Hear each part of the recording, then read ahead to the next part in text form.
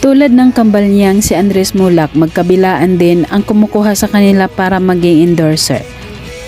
At napakaswerte ng kambal.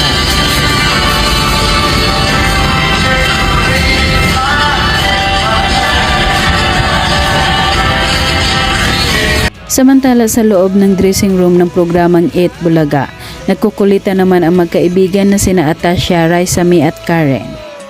Lovercats, may tanong ako. Anong team po ba kayo lahat? Red or yellow? Yellow po. Yellow? Yellow? Yellow? Tinatanong ni Atasha Mulak ang mga kasamahan niya sa dressing room kung anong kulay ng team ang mga gusto nila. Kung pula ba ito or sa yellow. Red! Yellow! How can we help you, Red? Go red, but yellow! Yellow! Yellow! Ang cute ni Atasha habang napapakanta ito ng rap song.